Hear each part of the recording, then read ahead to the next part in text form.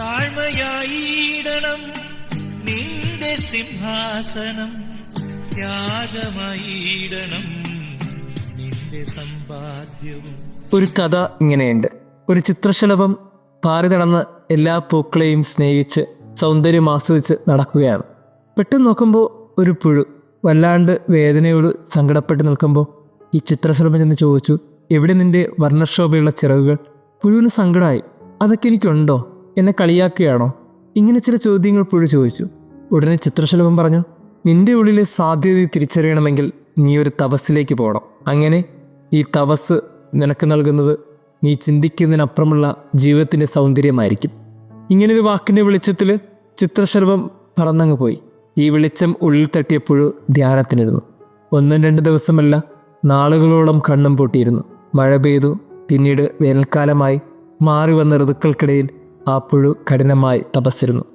അവസാനം ആ കഠിന തപസ് പിന്നീട് പ്യൂപ്പയായി മാറി. അതിൽ നിന്ന് ഏറ്റവും മനോഹരമായ ഒരു ചിത്രശലഭമുണ്ടായി. പുഴുവിന് ഒരു കാര്യം മനസ്സിലായി, ചില ജീവിതത്തിൻ്റെ തപസ്സുകളൊക്കെ തൻ്റെ ഉള്ളിലെ ഏറ്റവും മനോഹരമായൊരു സാധ്യതയും തൻ്റെ ഉള്ളിലെ മനോഹാരിതയും കണ്ടെത്തും. നാം എല്ലാവരും 40 ദിവസത്തിൻ്റെ തപസ്സിലേക്ക് പ്രവേശിക്കുകയാണ്. കത്തോലിക്ക സഭയുടെ ഏറ്റവും മനോഹരമുള്ള നാളുകൾ. ഒരു പുഴു എങ്ങനെയാണോ മനോഹരമായൊരു ചിത്രശലഭമായി രൂപാന്തരപ്പെട്ടത്, അതേ കണക്ക് നമ്മുടെ ജീവിതത്തിലെ ഏറ്റവും മനോഹരമായ ഒന്നിനെ പുറത്തെടുക്കാനായി സഭ വളരെ ചിട്ടയോടുകൂടി ഒരുക്കിയിരിക്കുന്ന 40 ദിവസങ്ങൾ. 40 ദിവസം കത്തോലിക്ക സഭയിൽ മാത്രമല്ല, ബൈബിളിൻ്റെ വെളിച്ചത്തിലും വലിയ ധ്യാനം നൽകുന്ന ഒരു ചിന്തയാണ്. 40 ദിവസം മനുഷ്യരെ കുറച്ചും കൂടി മനോഹരമുള്ളതും വ്യത്യസ്തരുമാക്കിയിട്ടുണ്ട് എന്ന് ബൈബിൾ വചനത്തിൻ്റെ വെളിച്ചത്തിൽ നമുക്ക് തിരിച്ചറിയാൻ സാധിക്കും. പഴയ നിയമത്തോളം ചരിത്രമുണ്ട് ആ 40 നാളിൻ്റെ കഥയ്ക്ക്. 40 ദിനരാത്രങ്ങളുടെ പ്രളയമഴയ്ക്കൊടുവിലാണ് നോഹയ്ക്ക് തൻ്റെ ജീവിതത്തിൽ രൂപാന്തരമുണ്ടായത്. ഭൂമിയിൽ തിന്മ പെരുകുന്നറിഞ്ഞപ്പോൾ തമ്പുരാൻ എല്ലാവരെയും നശിപ്പിക്കാൻ തീരുമാനിക്കുന്നു. അപ്പോഴും എവിടെയോ ഒരു കരുണയോടെ നോക്കിയതും വ്യത്യസ്ത ജീവിതം ജീവിച്ചതും നോഹയാണെന്നറിയുമ്പോൾ ദൈവത്തിൻ്റെ കൽപ്പന അവനെയും അവൻ്റെ കുടുംബത്തെയും ഈ ഭൂമിയിലെ എല്ലാ സർവ്വചരാചരങ്ങളുടെയും ജോഡികളെ ഒരു പെട്ടകത്തിനകത്ത് കയറ്റുക എന്നതാണ്. 40 ദിവസം കഴിയുമ്പോൾ അവൻ്റെ പെട്ടകത്തിൽ നിന്ന് ഒരു പ്രാവ് പറന്നു പോകുമ്പോൾ അത് നൽകുന്ന സന്ദേശം വളരെ വലുതാണ്. 40 ദിനരാത്രങ്ങൾ മോശയുടെ കുടുംബം പെട്ടകത്തിനുള്ളിൽ തപസ്സിരുന്നപ്പോൾ അവർക്ക് കിട്ടിയത് പുതുജീവനും പ്രത്യാശയുമാണ്. അവിടെ തീർന്നില്ല 40ൻ്റെ കഥ.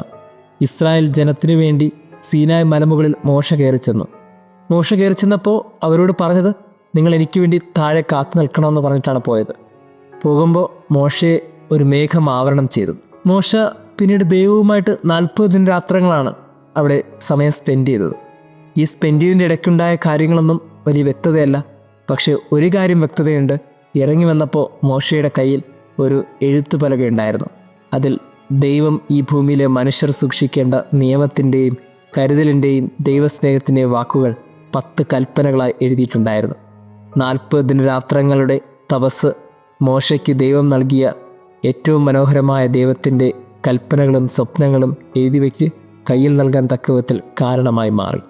മറ്റൊരു 40 ദിവസത്തിൻ്റെ ധ്യാനമുണ്ടാകുന്നത് ഏലിയയ്ക്കാണ്. ജെസബേലിനെ ഭയന്ന് പ്രാണൻ രക്ഷിക്കാനായി പലായനം ചെയ്തവനാണ് ഏലിയ. മരുഭൂമിയിലൂടെ തനിയെ നടന്നവൻ അവസാനം വാടാമുൾച്ചെടിയുടെ അടുത്ത് തണലിരിക്കുകയാണ്. ഒരു ഭീരുവിനെപ്പോലെ മരണത്തിനായി ആഗ്രഹിക്കുന്ന നിമിഷമാണ് ഏലിയയുടെ ജീവിതത്തിൽ. അങ്ങനെ ഏലിയ നിൽക്കുന്ന അവസരത്തിലാണ് ദൈവത്തിൻ്റെ ഇടപെടലുണ്ടാകുന്നത്. കർത്താവിൻ്റെ ദൂതൻ ചൂടുകല്ലിൽ ചുട്ടെടുത്ത അപ്പവും ഒരു പാത്രം വെള്ളവും കൊടുത്തവനെ ശക്തിപ്പെടുത്തുന്നു.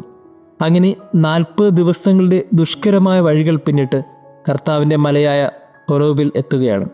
അവിടെ വെച്ച് ദൈവം ചോദിക്കുന്ന ഒരു ചോദ്യമുണ്ട്, ഏലിയ, നീ ഇവിടെ എന്ത് ചെയ്യുന്നു?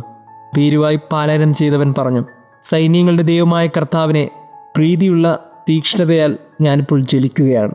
40 ദിവസങ്ങൾ അവന് വെളിപ്പെടുത്തി കൊടുത്തത് ദൈവത്തിൻ്റെ അനന്തമായ സ്നേഹവും ആ ദൈവത്തിൻ്റെ അവൻ്റെ ജീവിതത്തിലുള്ള ഇടപെടലുമാണ്. നിനവെ നിവാസികൾക്കുമുണ്ടായിരുന്നു ഇങ്ങനെ ഒരു കാലഘട്ടം. ആസന്നമായ ശിക്ഷാവിധിയുടെ താക്കീതുമായി ദൈവം യോനയെ അവരുടെ അടുത്തേക്ക് അയക്കുന്നു. അവരാകട്ടെ പ്രായശ്ചിത്തമായി ഒരു ഉപവാസം പ്രഖ്യാപിക്കുകയാണ്. വലിയവരും ചെറിയവരും ഒരുപോലെ ചാക്കൊടുക്കുന്നു. രാജാവ് പോലും സിംഹാസനത്തിൽ നിന്ന് എഴുന്നേറ്റ് രാജകീയ വസ്ത്രം മാറ്റി ചാക്കൊടുത്ത് ചാരം പൂശിയിരിക്കുന്നു. മനുഷ്യരും മൃഗങ്ങളും ദൈവത്തോട് ഉച്ചത്തിൽ നിലവിളിച്ചപേക്ഷിച്ചു. തങ്ങളുടെ ദുഷ്ടതയിൽ നിന്ന് അവർ പിന്തിരിഞ്ഞു എന്നതുകൊണ്ട് ദൈവത്തിന് മനസ്സ് മാറി. 40 ദിവസങ്ങളുടെ പ്രായശ്ചിത്ത നടപടികൾ കൊണ്ട് അവരുടെ ജീവിതത്തിലുണ്ടായത് വലിയൊരു തിന്മയിൽ നിന്നുള്ള മോചനവും ദൈവത്തിൻ്റെ കൃപയുമാണ്. ഇങ്ങനെ പഴയ നിയമത്തിൻ്റെ ചരിത്രം 40 ദിവസത്തെ അനേകം കഥ പറയുമ്പോഴും ഏറ്റവും മനോഹരമായൊരു കഥ പറഞ്ഞത് ക്രിസ്തുവാണ്. തൻ്റെ 30 വർഷത്തെ രഹസ്യ ജീവിതത്തിന് ശേഷം ക്രിസ്തു പരസ്യ ജീവിതത്തിലേക്ക് പ്രവേശിക്കുന്നതിന് മുമ്പ് സ്നാപയോഹന്നാനാൽ ജ്ഞാനസ്നാനം സ്വീകരിക്കുന്നുണ്ട്. അപ്പോൾ സ്വർഗത്തിനുണ്ടായൊരു വെളിപാടുണ്ട്: ഇവൻ എൻ്റെ പ്രിയപുത്രൻ, ഇവനിൽ ഞാൻ പ്രസാദിച്ചിരിക്കുന്നു. ഈ വാക്കിൻ്റെ ബലത്തിൽ മനുഷ്യപുത്രൻ ചെല്ലുന്നത് കഠിനമായ തപസ്സിലേക്കാണ്. മരുഭൂമിയിലെ പ്രാർത്ഥന പിന്നീടുള്ള 3 വർഷക്കാലവും ഈ ഭൂമിക്ക് രക്ഷ നൽകുവാൻ തക്കവിധത്തിൽ ബലവും ചൈതന്യവുമുള്ള ക്രിസ്തുവായി ജനങ്ങളുടെ മുമ്പിൽ ക്രിസ്തു എത്തുന്നുണ്ട്.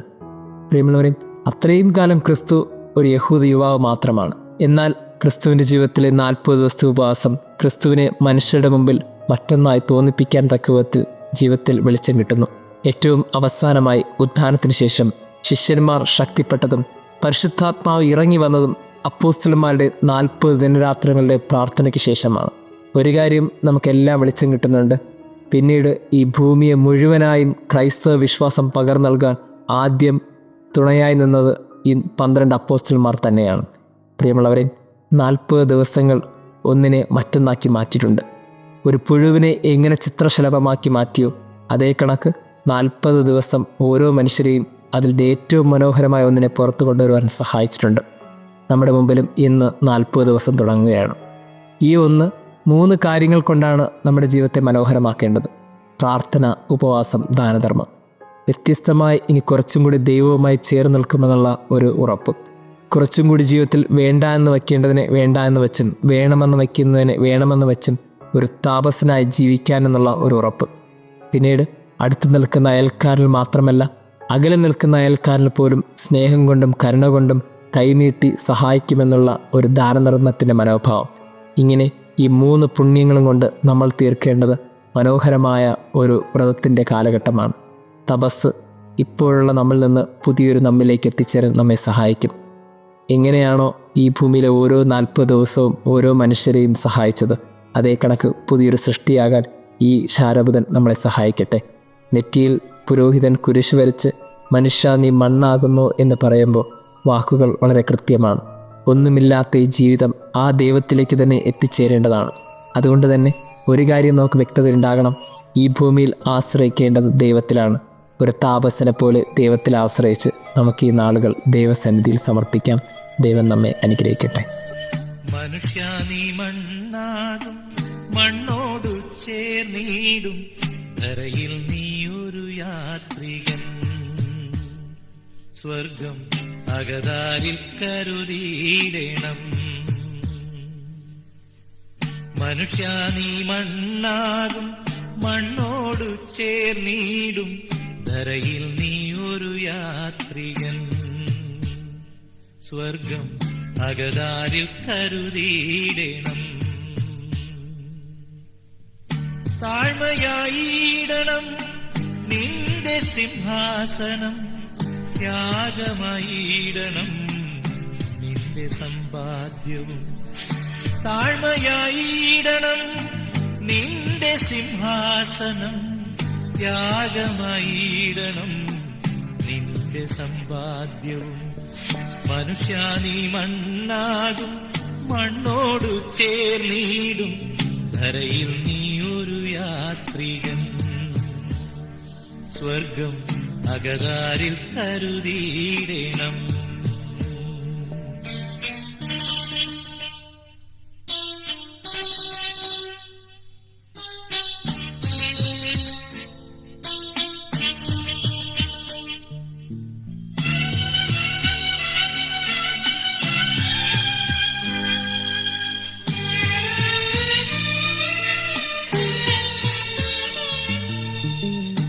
ആകർഷകമാ മുഖം കൊണ്ട് നടന്നാലും, ആരാധ്യനായി ലോകമറിഞ്ഞാലും,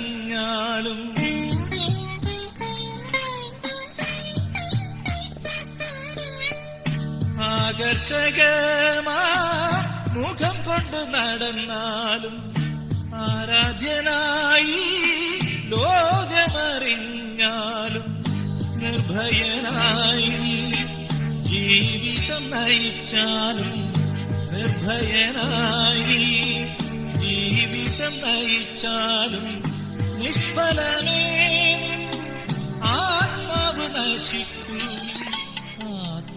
നശിക്കുകിൽ താഴ്മയായിടണം നിന്റെ സിംഹാസനം ത്യാഗമായിടണം നിന്റെ സമ്പാദ്യം മനുഷ്യാനി മണ്ണാകും മണ്ണോടു ചേർന്നിടും ധരയിൽ നീ ഒരു യാത്രികൻ സ്വർഗം അകതാരിൽ കരുതിയിടണം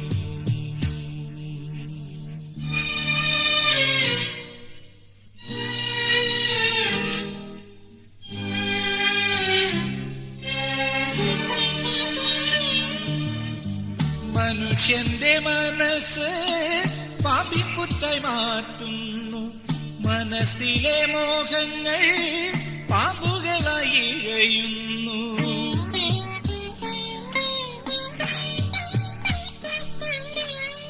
മനുഷ്യന്റെ മനസ്സ് പാമ്പിപ്പുറ്റായി മാറ്റുന്നു മനസ്സിലെ മോഹങ്ങൾ പാമ്പുകളായി ഇഴയുന്നു ഈശ്വരനായി സർവവും നൽകുവാൻ കഴിയാതെ ഈശ്വരനായി സർവവും നൽകുവാൻ കഴിയാതെ ചെകുത്താനെ മനുഷ്യാനെ